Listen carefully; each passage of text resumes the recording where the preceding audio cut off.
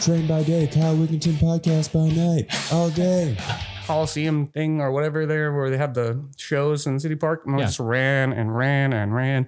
And I ran for probably 4 hours after the marathon. Why would you keep going? A bunch of us did. I get in the whole point of running a marathon just to like get to the end. Kind of, but once you get into that rhythm, it's hard to get out. I have heard that it's like euphoric.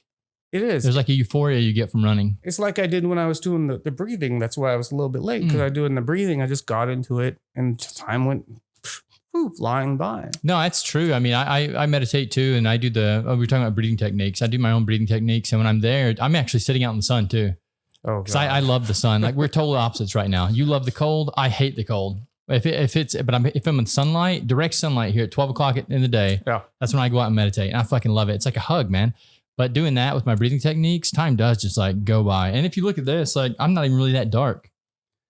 For me, if I hit the sunlight one time just for like a few hours, I turn like almost Mexican. Yeah. Like I'm actually Italian. But I will turn dark and you won't even recognize me next Yeah, week. you would think that I would be way darker than I am because I meditate in the sunlight, but no, I just don't. It doesn't even like tan me much anymore. It's crazy. Like right now, if like a cold front came in and it was, it just started pouring down rain, I would get the urge right now. I'd be like, oh, it's perfect time. You're like, I gotta go.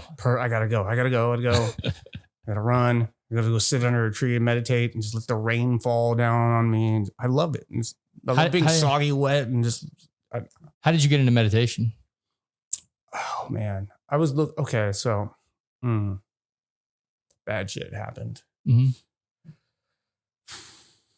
My girlfriend suicided herself, and I didn't know what to do. So I was looking on self-help shit like on the internet.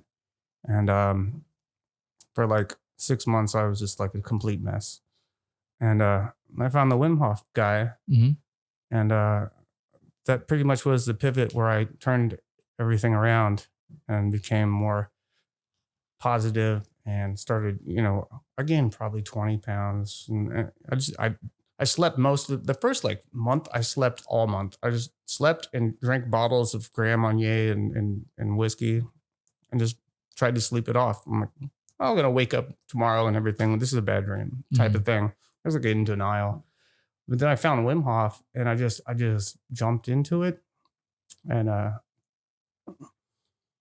it's fun when you have somebody else, do it. I'm like, hey, you want to do an ice bath or what? I'm like, come on, man, come over and do this shit, So it's fun when you have somebody else there because you can't chicken out when you have your friend there, Yeah. So we did ice baths and all kinds of stuff. I found like they have an ice vending machine company. Do you know that place? Have you heard of it? In town? They have one in here. Like an ice bath vending machine or what do you mean? No. Okay, so if you want to buy bulk ice wholesale, there's a vending machine that you can buy it on. I can't remember what it's called. Oh, no, I didn't know this. Yeah. But one is at a car wash down on Louisiana. Yeah, Louisiana. There's a self-drive-in car wash. Have you seen that place? I know what you're talking about, yeah. You wash your car on one side of the street and then you go to the other side of the street to dry it, like that place. Yeah, ridiculous.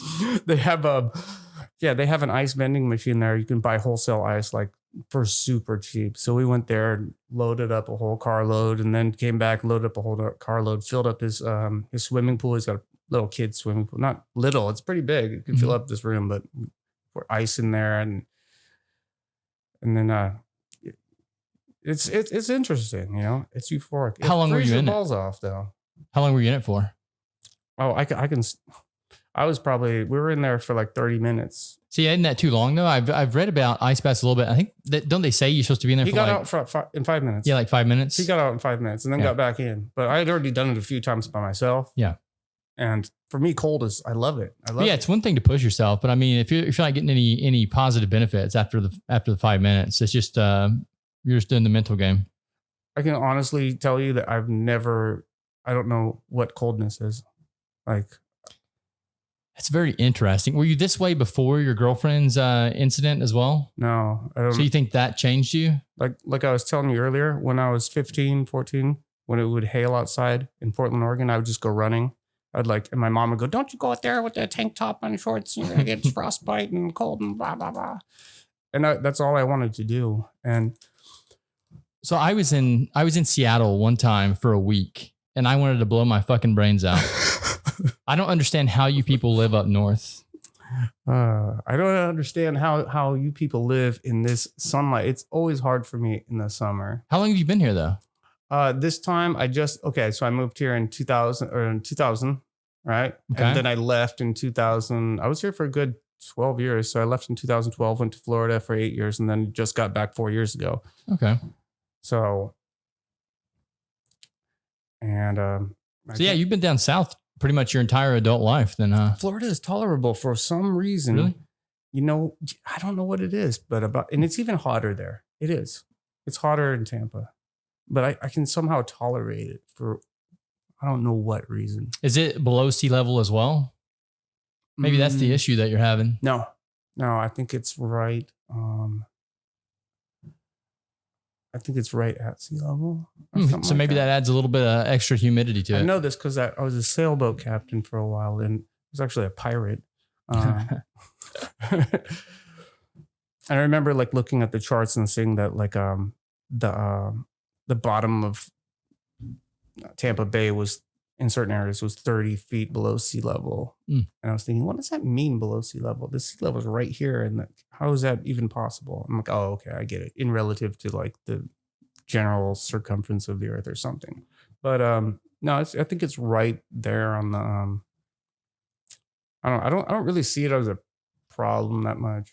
No, I there's feel not much to do in the summer in New Orleans anyway. Right. I think that since we're below sea level, it's actually good for us. Because, you know, time moves faster the farther you get away from planets. So us being close to the center of the earth, it makes us age slower. No shit? Yeah. Wow. It's a thing. I mean, it's like a fraction, but it's a thing. It adds up over time. Oh, have we started yet? Yeah. I mean, we're going. Yeah. Last I didn't say your name, we were though. Testing I didn't say your name. What's your, what do you want to go by here? I'm Vam. Okay. Vam Monaco. Yeah. Vam Monaco? Yeah. Nice. Yeah. You said something very interesting yesterday. Soviet studies. Yes. What does that mean? That means the study of relations, you know, economic, and it was a big thing for a while. It's studies of the Soviet Union, and it was very important at one point. Why just at one point? Just when we were because we were very good partners with the Soviet Union. We fought World War II together with the Soviet Union, and even through the Cold War, and you know, up until, you know, people don't realize, you know, this, but Russia actually had a NATO base in the birthplace of Lenin. I can't remember what the name of the city is, but they actually had a base there. Today, that would be incomprehensible to think that there was a NATO base inside Russia. Yeah, but we were that close to them. And what changed? Okay, I can actually tell you. Get this in here a little bit more. I can actually tell you the exact moment it changed. But Russia helped Tony Blair and George W. Bush, you know, with their Iraq, you know, fiasco. You know, nowadays Russia says it was a mistake to help, you know. But so okay, so here it is. You're about to get a mouthful here. Yeah. So after a collapse of Soviet Union, and things were kind of chaos in Russia, they were trying to figure things out, and they really wanted to be like us. They wanted to be the house on the hill that, you know, America was. That's why they, you know, helped us in the Iraq war. And, you know, they did their best to be integrated into like the West, in the collective West, and with Europe. And, but what happened though is 3 events. I don't know why Russia was singled out, because China was also part of this event. So during Obama's presidency, he wanted to go into Syria and take out Assad, basically, you know. And so the first step that you do when you want to, you know, do some kind of regime change or a war is that you have to condemn them, basically. So the United States held a United Nations Security Council meeting. Mm-hmm. And the purpose was to, there's only 5 permanent members, by the way, and anyone can veto anything. So, and the meeting was to condemn Syria for their so-called, it's been debunked now, but they were saying he used chemical weapons on his own people. Like, why would you do that? I don't know. Like, it's not going to get you any votes, but that's what they said. And so we're going to go condemn Syria. And so they had a United Nations Security Council resolution, is what it's called, a resolution. And it was vetoed by China and Russia. United States was not satisfied. So then they came back this was in I want to say November of 2010 or November of 2011. Mm-hmm. Before this time, you could not find any bad statement of Putin or Russia in the media at all. We were like, oh, even Klaus Schwab, the World Economic Forum guy, was praising him, saying we've done great. We have got Putin on our whole. He's got our back and whatnot. There, you couldn't find, and you can go on a Google search and filter your search results, and you will see that what I'm saying is true. Yeah.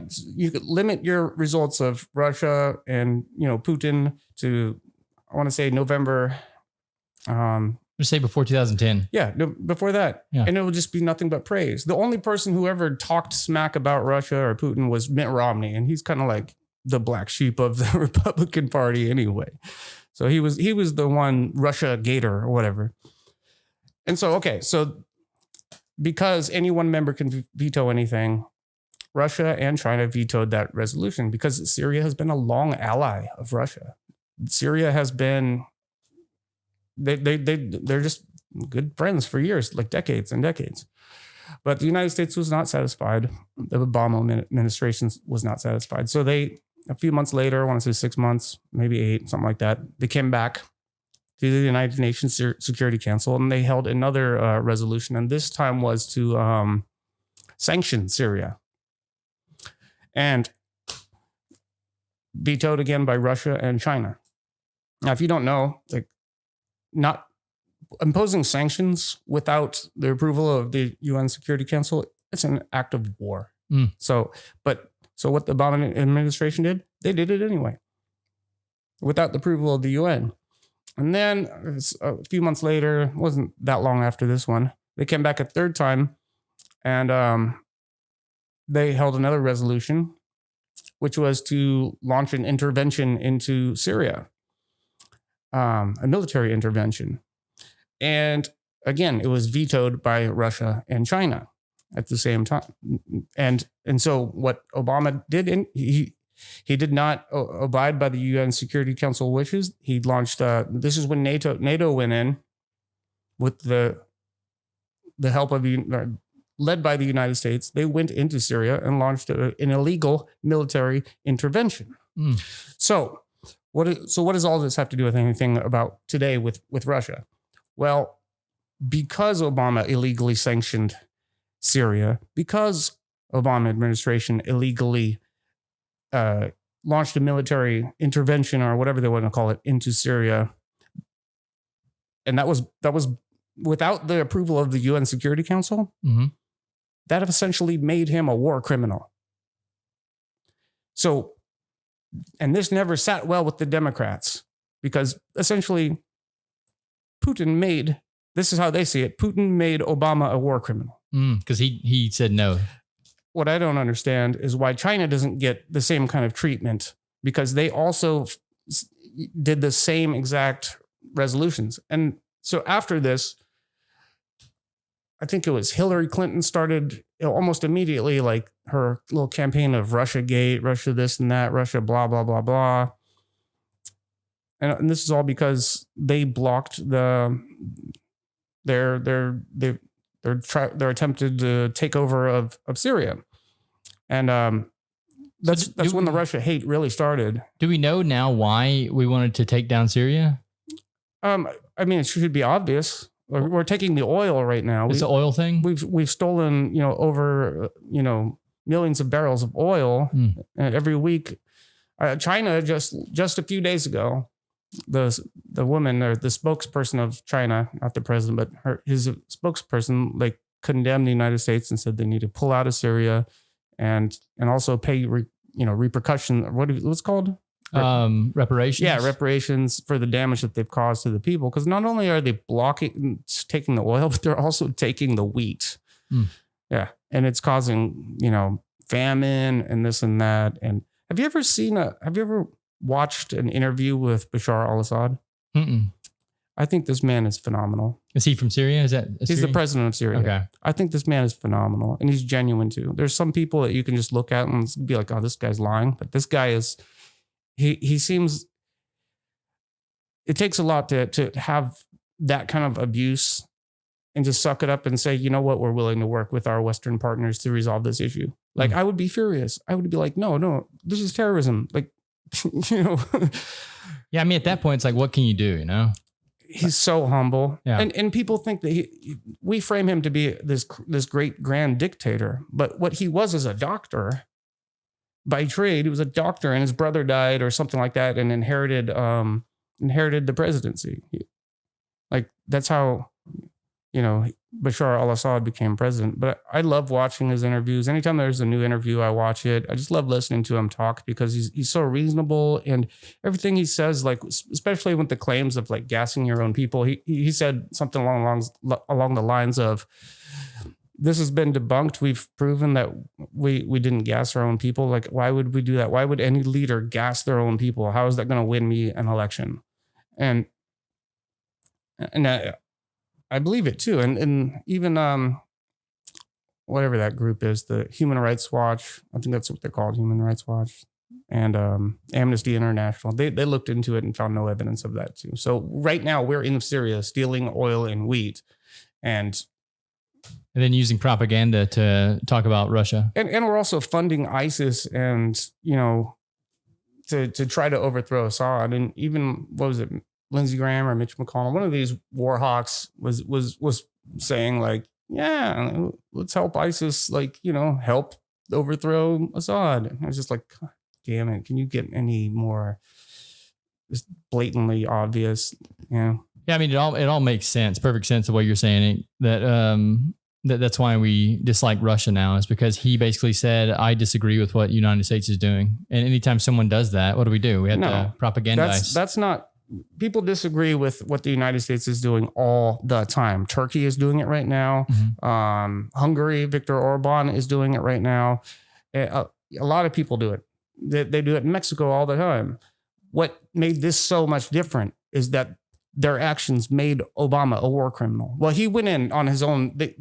Their administration went in on their own, recognizance, whatever, on their own will. Mm-hmm. They went in illegally. And they look at this and they blame Russia for making their president a war criminal, essentially. And then there was talks about sending, doing charges at The Hague against Obama. And I guess... why didn't they? Well, because we threatened them. We said we would blow up The Hague. Well, I mean, so clearly he's not a war criminal. He's just he did the crime, but he didn't get caught.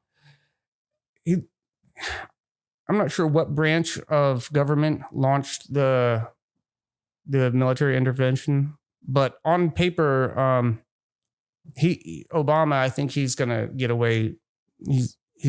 Because he actually disagreed with it.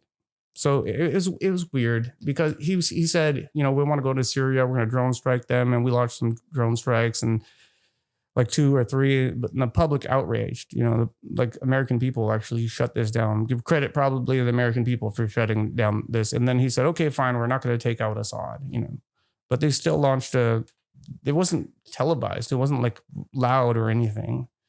So they still did it. They still did it, but Obama still has kind of like an alibi. Well, that's what I think about the president anyway. I think that the president really doesn't have as much power. He's just the face. I think with Joe Biden, we're kind of seeing that absolutely in real time right now. Yeah, I've been saying that for years, man. I feel like, they're just the face of the company, essentially. Yeah, we're seeing that in real time now. I mean, you think this guy can make any decisions? Just look at him, Dude, they need to have a cutoff age for president. If he is making any decisions, it's putting a piece of paper in front of his face and saying yes or no, and then him circling the box, and they say, well, you sure you want to circle that box? Because everybody's saying circle this box. Okay, good boy. Yeah.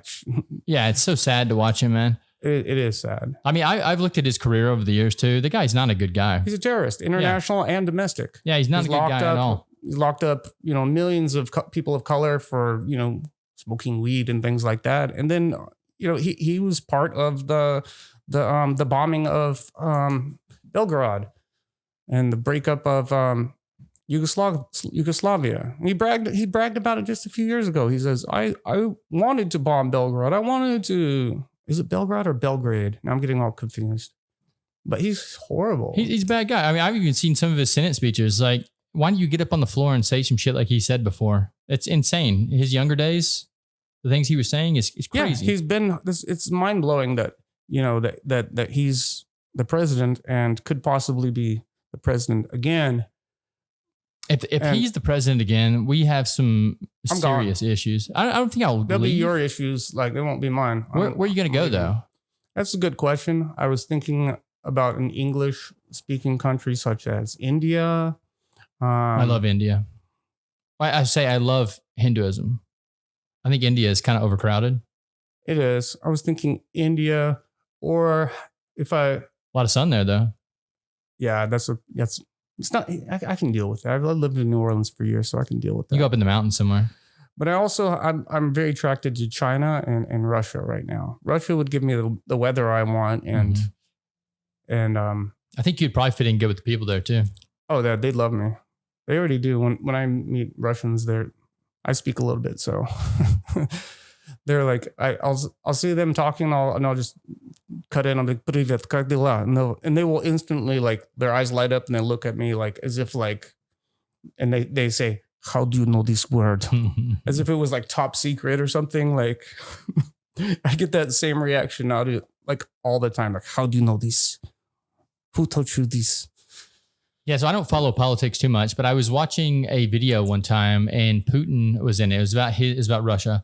And in this video, he had called together all of these billionaires, these Russian billionaires. And the Russian billionaires were like fighting over some stupid shit. Like they're all in like one area of like commerce, and they shut down all their factories. So no one was working. So during COVID? I think it was COVID. I think it was before that. So Putin calls all these people together, have like this roundtable discussion. And he's like, Putin draws out this contract, and he's like, the contract is basically solving the issue that these billionaires had and getting people back to work. Because his whole thing was, let's get people back to work. And everyone around the table, he made them all sign it, but there was one guy that didn't sign it. And Putin walks up to him, puts the contract in front of him, takes his pen out, and puts it on there, and makes him sign it. And then after the guy signs it, he reluctantly signs it, but he does. Putin says, "Give me my pen back," and then walks over to his chair and sits back down. And I'm like, that's how you fucking run a country, man. Like you get people back to work. You take all these fucking prissy ass billionaires that are griping about how much money they need to make, and you say, shut the fuck up. Let's make this country run. Let's make it run smooth. Yeah, he did something similar like that when like right before he went into Ukraine. He was saying there's a problem over there and we need to go like intervene, and who everybody's in favor here, right? And there's this one guy, and he was clearly like his face was red. He was getting sweating, and Putin was like, "Do you have something to say? Speak up. If you have nothing to say, then sign it." And he was like, yes, I approve." And I was like, and he didn't even use that much force. He was just like, "Do you have something to say? Yeah, you say it. Say it now. Tell me, Yeah, people are terrified of him, but I feel like it's good leadership. Like he gave the guy a chance. If you really have something to say, then fucking say it. They did. I don't know who it was, but one of these media people did a survey or whatever, a poll, and they said if Putin ran against Joe Biden here in America, that he would win. I thought that was just hilarious. I mean, there's a possibility. Well, I don't think he'll win because I don't think the election's even, I think they're all rigged. I don't. You don't think they're rigged? So you think the people actually voted this old ass man who can't even think in office? I think the best thing that came out of Donald Trump's presidency was the fact that it showed that this is a real democracy. I disagree with that wholeheartedly. And if it was rigged, Hillary would be president. Everyone wanted her. I disagree. I don't think everyone did want her. Well, not everyone. I think that might be the circle that you were in at the time. The establishments and the I don't know what you would call them, the establishment, the deep state or whatever. Donald Trump is over here. Donald Trump is over here talking about breaking up NATO, and no one's gonna be able to hear you. You're making good points. Donald Trump is over here talking about breaking up NATO and pulling out of the Paris Accords or whatever, and these different climate programs, and these are things that they've been pushing for years and years, and they even said, like, before the election, while it was during the election, that Hillary was projected to win by 5 or 10 points or something like that. And I think they were all shocked when he won. I think he was shocked himself too. And but you don't think that's just propaganda again? No, absolutely not. Because they fought so hard. They're trying to put him in jail. Dude, I'll tell you right now that I don't trust Hillary as far as I could throw her. No, me neither. I trust Donald Trump more than her, but I think she's one of the most crooked humans that are on this planet. So, I mean, I think if I see this, a guy who doesn't follow politics, then I think that other Americans can see this too. Yeah. You think she's that disastrous? That's why she lost? Yeah. But I don't think it even has to do with her, because electoral college is how we actually deal with votes. Yeah. Like you go. Trump campaigned in the right battleground states, Well, so I mean, like, I think that the other politicians don't trust her either. Or the other electoral people don't trust her. But I mean, with Republicans and especially conservatives, like, something like, banging a porn star, while you're married, or grabbing by the pussy, something like that would be the end of it, So, and it was pretty close. It wasn't like a slam dunk, but I'm surprised that you would think that, though, that you would think even after all of that the election is rigged. Like they clearly don't want him in the White House, and they want to get him out. Well, I think that it's rigged because we're still using the same system anyway. We're using this past the poll voting system.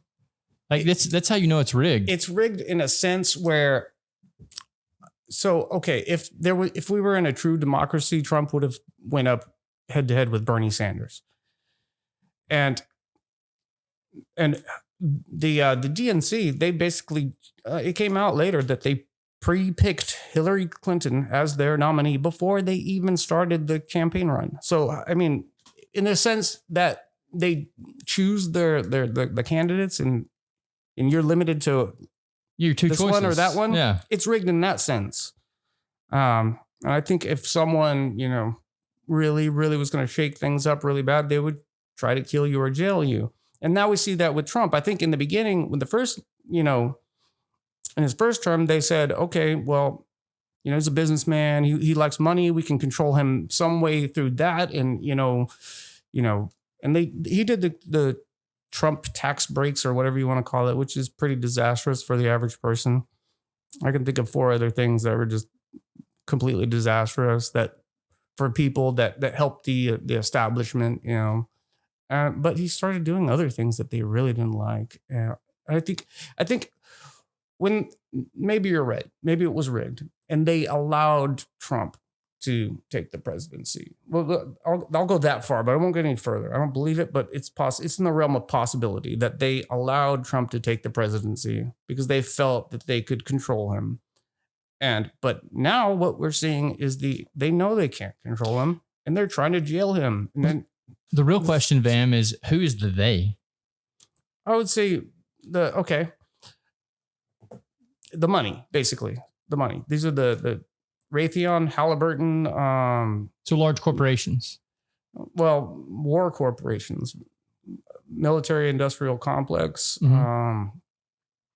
The Israel lobby. There's the Pfizer and these guys. What do you call them? The health. What do you call the healthcare lobby? Whatever they're called. So yeah, large corporations, but also countries like Israel. Like these are people who are totally meddling in our affairs, and it should be illegal for some country to just post up here in the United States and basically back a candidate financially, say we're going to give you all this money if you hold a certain position on Israel. And if you don't, then we're just going to spend all that money to slandering you, trashing you, and making sure you don't win. That is foreign interference, and that should definitely be illegal. Yeah, it's only illegal if the politicians that are in place will call it illegal. But if they're getting paid too. Yeah, I mean, all the problems we have in politics, they stem from money in politics. If we can get money out of politics, then there would be no conflict in Israel or in Ukraine, because we wouldn't be funding them. The reason we fund them is for money. Right. Yeah, that does draw the wrong people in power positions. Yeah, it's. I hate even saying power positions. I think positions of responsibility. We'll go with that. When you have people in positions of responsibility that you're paying millions of dollars, then that's when it brings the wrong people in. Well, I don't know. This is a topic that has been contested many times in the past, for years, decades. They talk about, raising the pay of our congressmen and senators so that they would not try to seek outside, funding and sources like that. It's very lucrative. I mean, look at Nancy Pelosi. Oh, yeah. God, she's so rich. Crushing the market. And she's not even the richest one. There's a few others in there. Oh, there's a bunch of billionaires, a bunch of millionaires. It's crazy. And then the money they make as a congressman or a congressman or a woman is pales in comparison to what they actually make every year. Well, I think on paper, like they get like $300,000 a year. I didn't think it's that much. I think it's like 150. I thought it was like they raised it. It's possible, but I thought it was like 240, 250, and then they raised it to 300 or something. Which like I think that's even too much for those fucking idiots. If you actually got people in that were working for the people of the United States, then yeah, pay them $200,000. But the way that they're running the country right now, no. I feel like if you are going to hold a vote, and I feel like if you're going to vote for a bill that sends weapons to Ukraine or Israel or Taiwan, and at the same time you're holding that vote, you are taking donations from Boeing or Lockheed Martin or whoever, some weapons manufacturer, then I think you are a domestic terrorist. You're a traitor, definitely a traitor against the American people. Well, they would say it's just good business. And then you're also buying their argument. And you're also buying stock in the company. That is their argument. And they're open about it too. They brag about it. They say, yeah, we sent 91 billion to Ukraine, and but the majority of it stays right here, and it's feeding our corporations, and they brag about it. Yeah. They're not even trying to keep it secret. Yeah, there's certain people that have these tickers that actually follow Nancy Pelosi's trades on the stock market. There's a Reddit group. I've seen it. Yeah. Yeah. And she's crushing the market every freaking year. So it's like that also should get her thrown in jail. Like she should live under the jail. I think that the only solution is to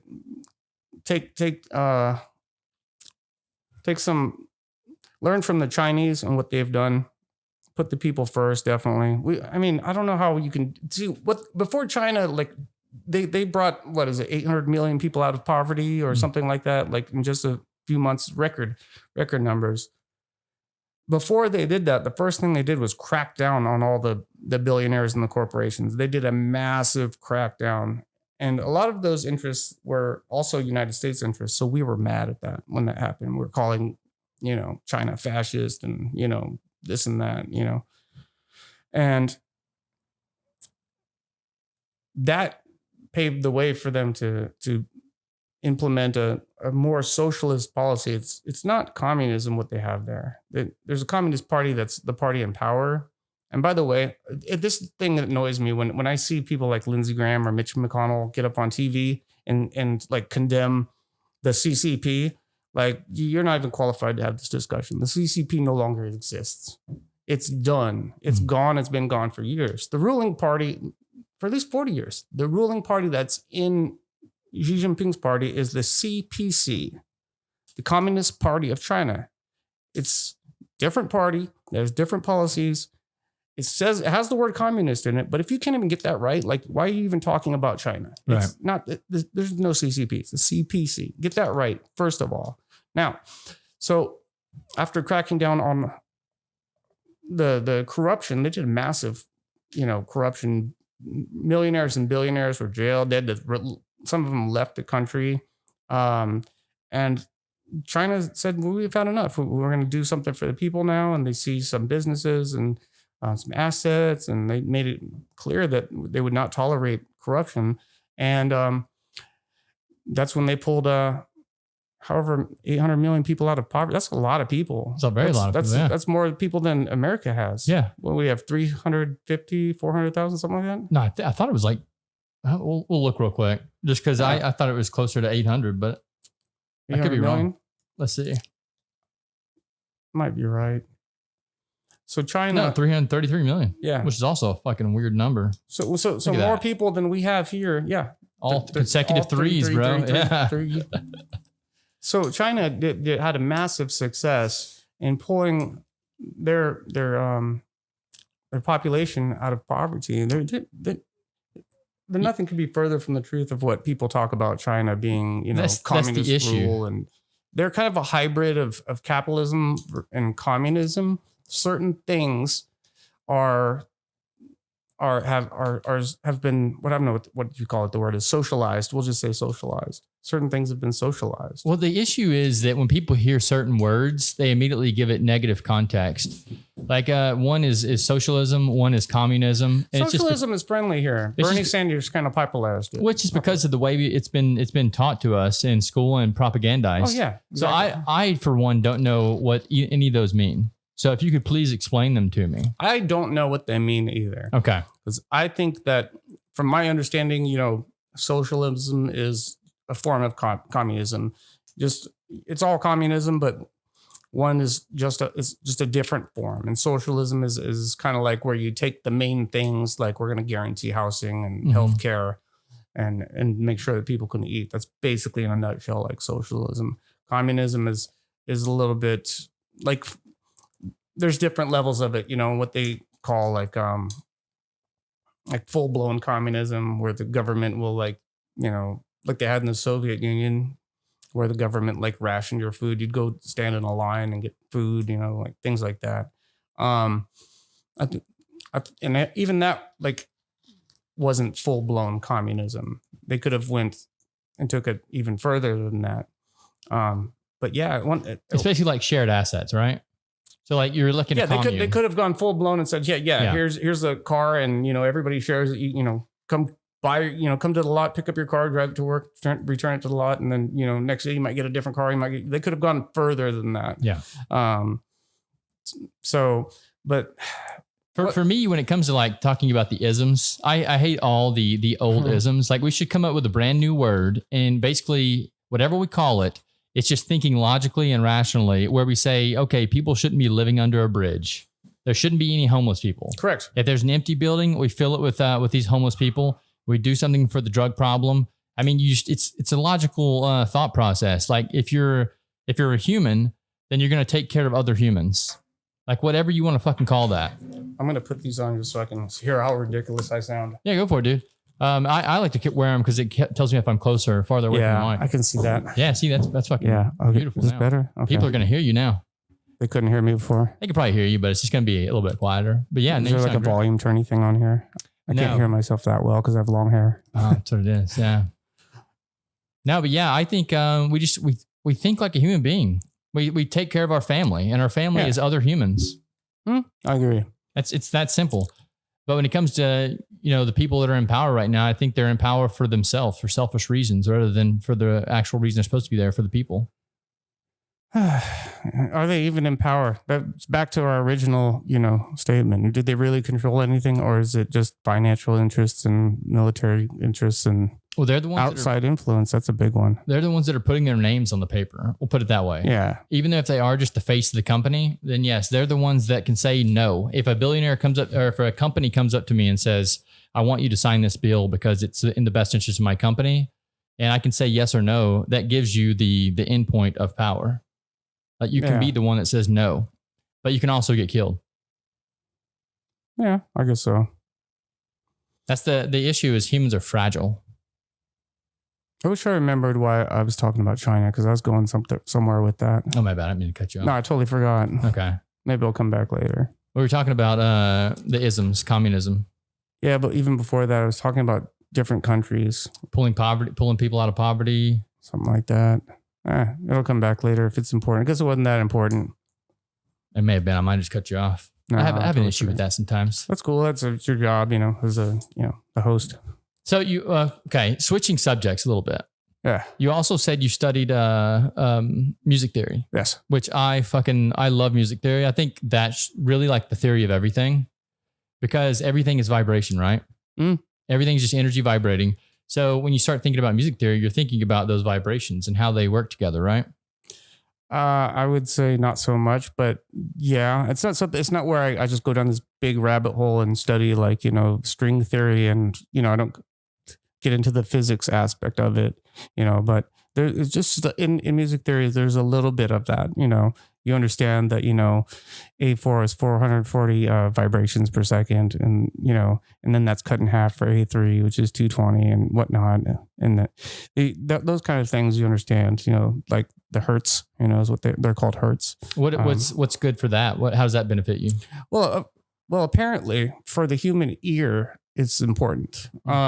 If you listen to certain appliances, alarms, microwaves, and things like that, things that want to get your attention, they're usually in A4. They usually 440 hertz. Yeah, they just don't go bum, bum, bum, bum, because it's not going to catch you. So the world is kind of settled on A4 to be the universal, like, important alert tone, to get your attention. So there's a little bit of that we studied, but for the most part, I studied, songwriting, composition, as well as a little bit of recording and arrangement, and quite frankly, I honestly wish I didn't, because it interfered with the creative process. I was doing fine. I was doing fine writing songs, and my mom was like, "Hey, you know what? We should get you some lessons." So she called in this world famous guy to come teach me stuff. And I still remember the stuff that he teach me to this day. And I'm like, I don't agree with that. I don't like that. Like, but it's still in my head, because when you impress upon like a 13-year-old, any kind of information, it's going to stick with them for a while. Yeah. And he wanted to get me to jazz it up and do all this stuff and follow in his footsteps and be, famous. He was like president, or not president. He was like the composer for Donald Trump, or something like that. He did the Miss America pageants. He would play piano there. I didn't even know they had a pianist in that, but that's what he did. His name is Todd Kaufman or whatever. But I fired him after like the third lesson. So I was like, "Mom, don't bring him back. I'm done." She's like, "What did he do?" I'm like, "Nothing." It's like, I just not down with that. I don't want to be, So you think that learning the theory behind why things sound the way they do, actually took away from the creativity aspect of it? No, not at all. Oh, no, that would be, what I am talking about is arrangement.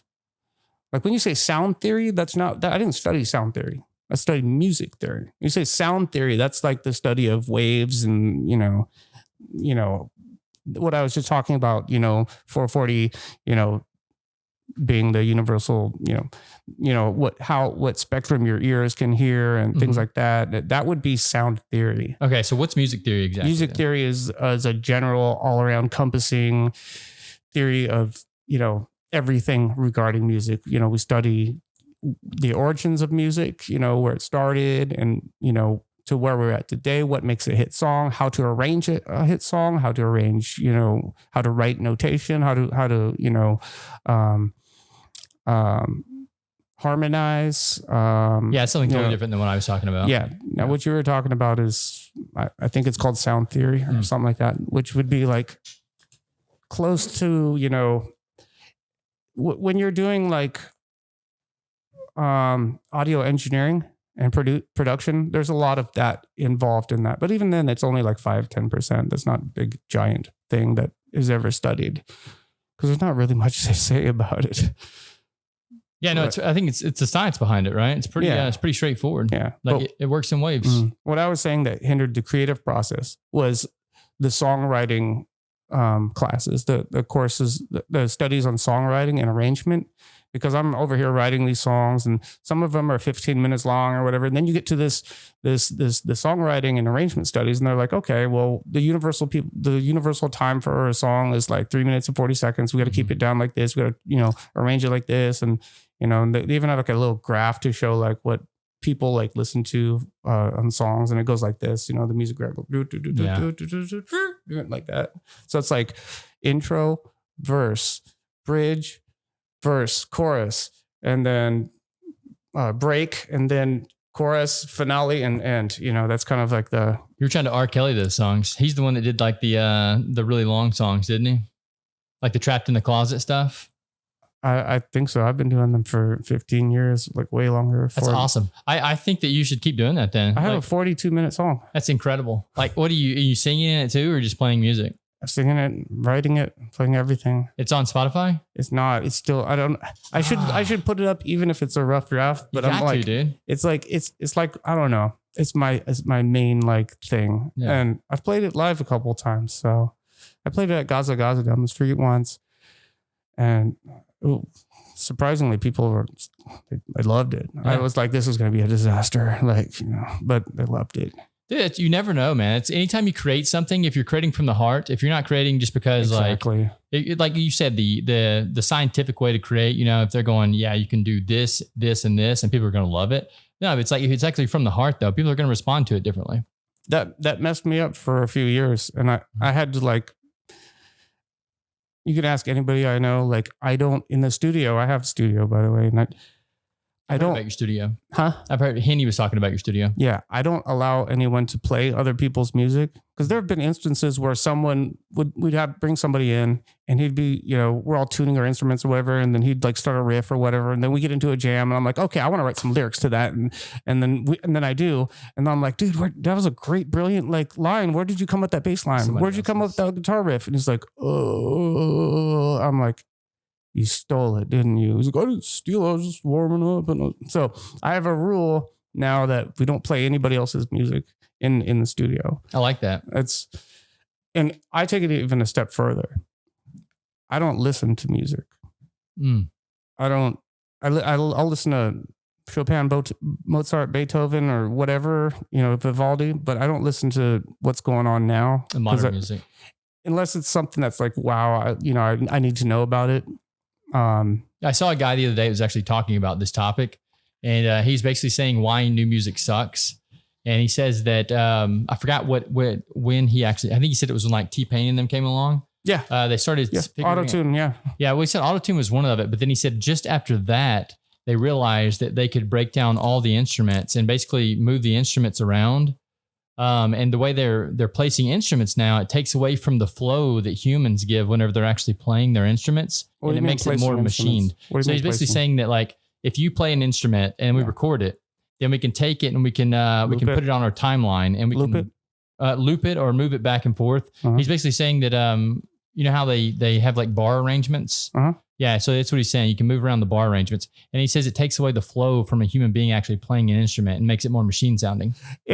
Yes. That's not the big problem though. But yes, and that can actually work into your favor if you're wanting to sound machine-like someone like Nine Inch Nails would want to sound like machine-like. Mm-hmm. That stuff a lot of it is really good.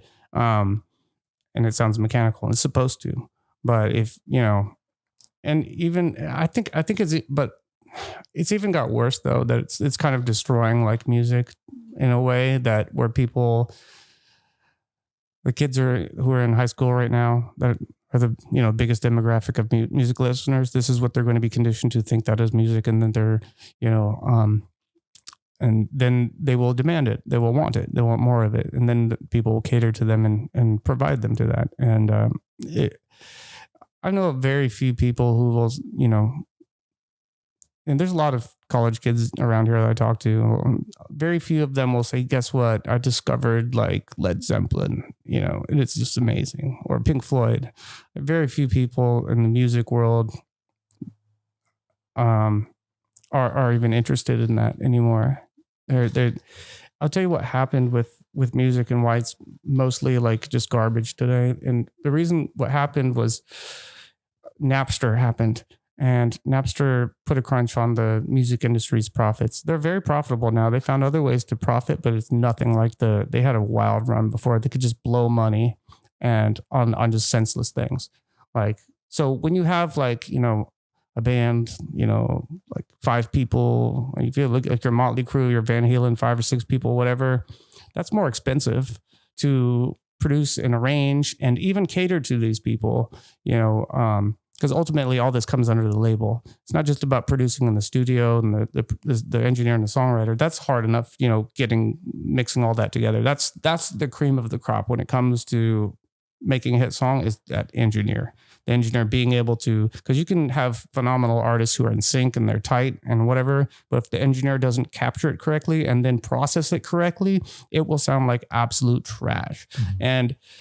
But that's just one aspect. Ultimately, like the label and is they'll have a budget. They'll have a budget for an artist, and it's easy to just roll the dice on some new rapper and just put him in the studio and let him do whatever, freestyle or whatever, sing his songs, and they have these beats that are pre-programmed, and it's not really important that they're good. You can like just drum machine, microphone, human, album, cheap. All that is image, right? Not all about the image. It's just about finances. Cheap. The Napster thing, the internet thing. People don't go out to the store and purchase albums anymore. They still make money, but they don't purchase albums. Yeah, that was another thing the guy was talking about. He said, used to you had to go to the place, spend your time equity and the money that you made off that to buy an album and then bring it back home, and you're showing all your friends, look what I got, this new album here. But he says now you have things like Spotify. Yeah. And you have the entire collection of human music on your thing for $10 a month. Yeah, you pay $10 a month. Yeah. And then the artists, get ultimately they used to record. I don't know how they do it now. I'll be honest, but I know it's like how whatever is most played is going to be the one that generates obviously the most money. I don't know how they divide it up, but back in the day it used to be like 9 cents on the dollar, was the royalty rate. And God, so just Spotify must be killing it then. If they're getting 90 cents out of every play. 9 cents. That's your artist, right? Yeah. So Spotify is getting the rest of it, right? No. Who's getting the rest of it? No. So it's going to be divided up into a lot of different places. There's going to be a songwriting royalty. There's going to be a production royalty, and somebody like Dr. Dre is going to take a big giant production royalty. He might even take part of the songwriting royalty. The label is going to take a cut. There's a good book about this. I can't remember what it is, but it really explains this in depth. It's called like Hitman. It tells like the story of Pink Floyd's rise and also the industry of music and in general.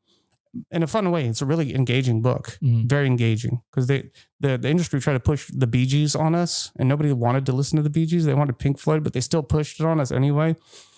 But the book teaches you a lot about music industry and business, but in a really stealth, fun way. I recommend that book, Hitman. But I would say if the artist is lucky, it was 9 cents before. For if you're a singer and a songwriter, first of all, if you're all 4 performers in the band, all 5, whatever, say you're, Blink 182 or whatever, there's 3 of you. So you all get like, a royalty for performing on the album. Mm-hmm. However, and you get for every time the album sells, you get a royalty for that. However, if it plays on the radio, only the person who wrote the song, who has their name on the songwriting credits, which can be 10 people, could be 1 person, gets the credit for that. For when it's, I don't know how it is when it's streamed nowadays, because I haven't studied for 10 years or whatever. So if the artist is lucky, he'll get probably 3 cents off a play. It was 9 cents when you bought records. Now it's chopped up even more. Now you have to go through streaming, and then other stuff. That's crazy. The rest of the band doesn't even get paid when it streams on the radio. I'm not sure how they do it now. They might have changed it now, because the music industry went through a hard time where a couple of them closed shop, and they do not exist anymore. The labels shut down. I think even Larrabee Studios, the famous studio where Madonna and Ricky Martin and Dre and all that, I think that place shut down. I might be wrong, but because I think if you're savvy enough today with the technology that we have, and especially with the advent of AI, you don't have to need all those people. You don't need to be savvy either. Well, you don't need all those people. You just do your own thing. It takes a lot more work. An idiot can just walk up, press, play on a, a pre-recorded loop, and you can layer on another one like next to it. And now basically that qualifies enough to making it your own. And then you play it for the rapper guy and he will say yes or no. And, and then you just do it again, click and drag two little things right here. If you just drag one, then people will say, hey, that's the same thing that somebody else did. But if you layer two things, then it's hard to determine that it's a pre-recorded loop from, GarageBand or what Logic. They don't use that. I think the industry standard is Pro Tools and Logic to some degree. But yeah, that's pretty much it. And that's very cheap. Do you use AI yet? Me? Yeah. I have not. I have never even been on that website, whatever it's called. Well, ChatGPT is the one you're probably referring to. I've never even been on that. There are so many websites now. Like I've even created my own on this website called codes.com. Another bar AI. It's out there. Go look for it. But yeah, dude, I fucking love it. I use it for so many different things now. Wow. I love it. Like what? What can you use it for? Well, Another Bar AI is also connected to the internet, so I can ask it to Google things for me. Which you don't even need to do that, because basically, you know how if you need to know something, you go Google. Like I Googled the population of US right now. It's usually like, hey Siri, like what's this? It's essentially the same thing. Okay. Yeah. So it's basically asking Siri stuff. But I don't have Siri on I didn't take it off, but it's turned off my phone. So I don't use it on that. I feel like I can control my AI a little better. But then you can also use it for image generation, as everyone knows. So one of the most recent things that we did was I wrote a story, and then I uploaded the story into my AI, and I told it to generate some images based off of the story. What? Yeah. And then after it generated these images, I said, now go back and write me a story based off these images. What? I wanted to see like the difference in my story and its story based off the images. So there's like cool little experiments like that.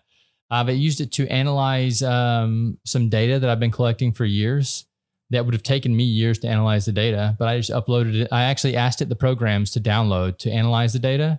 And then I put it in the format that it wanted, then uploaded it back into the AI and let it analyze the data for me. Whoa. I have a lot of data. What kind of data? How does that work? So the thing that I was doing is an experiment over time. So every time I see consecutive numbers, I'll screenshot it on my phone. Mm-hmm. And I've been getting this data for years now. Like you did a few minutes ago with the 3333. Did you screenshot that? I didn't screenshot that one because I'm only doing it with times. So if it's clock time, yes, 333, then I'll take that image. But so I had like 6,000, 7,000 images saved up that I've done over the years. And I wanted to analyze this data to find the waveform of the data over time. And I asked AI to basically tell me the program I needed. So I scraped the data off of the images and did it all at once. So I didn't have to go in and manually enter them. So AI gave me the program to scrape the data. And then it also gave me the program to then take the data and upload it into an Excel. And then I could re-enter the data into the AI and it could analyze it for me. Why? What does it tell you? What are you trying to, are you trying to figure out if human behavior or something or certain events happen at a certain time? No. So what I think is that if we start thinking about dimensions, first, second, third dimension, they're all spatial dimensions. I think the fourth dimension is time. And I think that if you keep expanding up into a new dimension, a fifth dimension would just be energy to us. It would look like energy.